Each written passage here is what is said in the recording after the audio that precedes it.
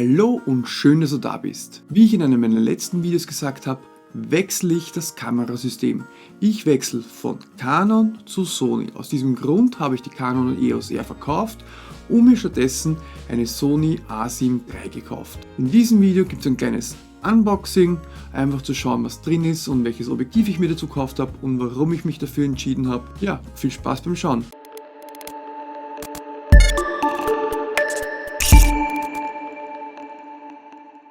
Hallo, mein Name ist Alex, ich bin Fotografin und Videografin und auf meinem Kanal mache ich cinematische Videos, Vlogs und Videos zu den Themen Fotografie, Videografie und Drohnen. Solltest du es noch nicht gemacht haben, dann abonniere doch gleich mal meinen Kanal, um immer auf den Laufenden zu bleiben. Was habe ich mir denn jetzt eigentlich besorgt? Ich habe mir besorgt ein Objektiv und die Kamera. Also ich habe mir bestellt das Zeiss Vario Tesa T-Stern, was auch immer das heißt. Vollformat-Objektiv, also FE, ich schätze mal, das steht für Vollformat E-Mount 16 bis 35 mm.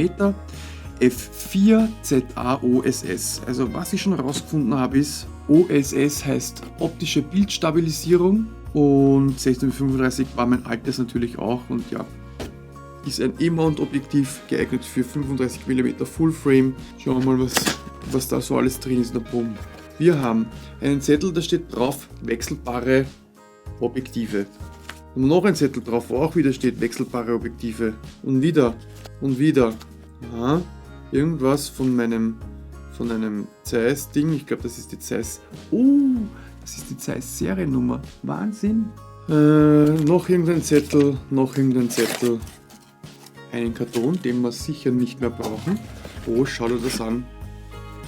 Das war's, die Zettel heben wir auf. Sollten wir irgendwann mal das Objektiv weiterverkaufen, haben wir das noch.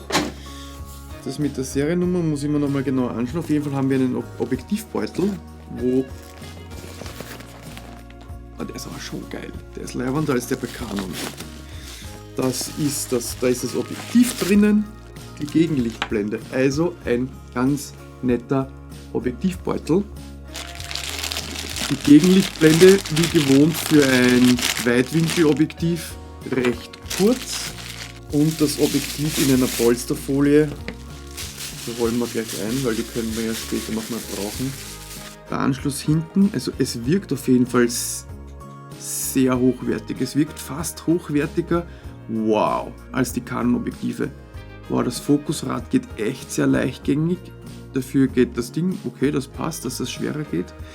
Wie schaut das da hinten aus? Einmal drehen, aufmachen. Aha. Also es schaut auf jeden Fall sehr hochwertig aus. Extrem hochwertig. Lustigerweise ist es im ausgezoomten Zustand auf 16 und im zugezoomten Zustand auf 35. Wie wenn man die ganze Zeit auf 35 rumrennen würde. Das heißt, wenn ich das auf meinen Gimbal ausbalanciere, werde ich es wahrscheinlich bei 16 brauchen die ganze Zeit oder bei 24. Ach Gott, da verschiebt sich wieder das Gewicht. Aber es ist sehr hochwertig verarbeitet, ist wirklich cool. Und es hat ein 72 mm Durchmesser Ding. Da fällt mir gerade ein, ich habe einen 72 mm variablen ND-Filter von Hoya. Den will ich aber nicht haben. Sumai 72 mm ND-Filter, Ultra Slim, optisches Glasvorfilm, einstellbare variable Dichte. Ich liebe ja meine ND-Filter von Sumai. Ich weiß nicht warum, aber die sind einfach der Hammer. Echt.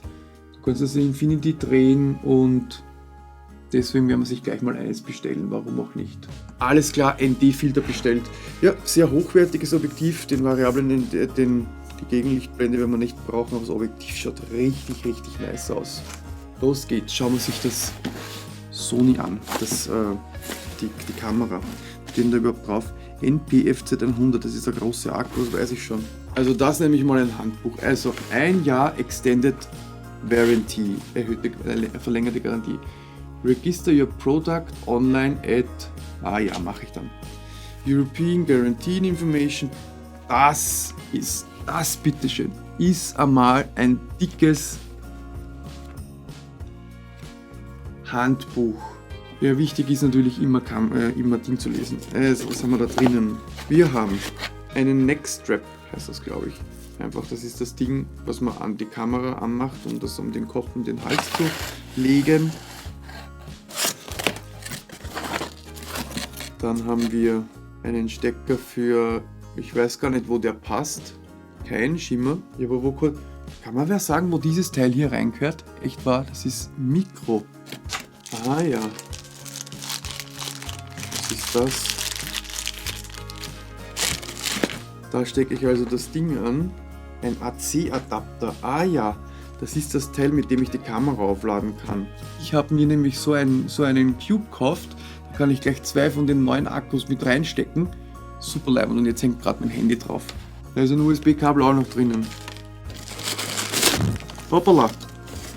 Da drin war die Kamera. Also was mir in Sony schon mal gefällt ist, da gibt es nicht viel Plastik. Die Kamera macht auf jeden Fall einen sehr hochwertigen Eindruck, fast noch hochwertiger als die Canon. Was haben wir da? Da haben wir eine Lasche. Ah, die kann man drehen. Das ist super, schon wieder was zum Drehen. Kommt auf jeden Fall das Mikrofon rein. Wieso ist da ein Mikrofonanschluss? Nur da drinnen. Aha, ein Deal, das ist sehr hochwertig. Das Ein- und Ausschalten. Lauter Rädchen, schau dir das an. Da ist irgendein Schalter. Da runter. Ah, Speicherkarten. 2 Slots, wie ich schon weiß. UHS 1 und der rechte für den UHS 2. Dann tun wir die gleich mal da rein.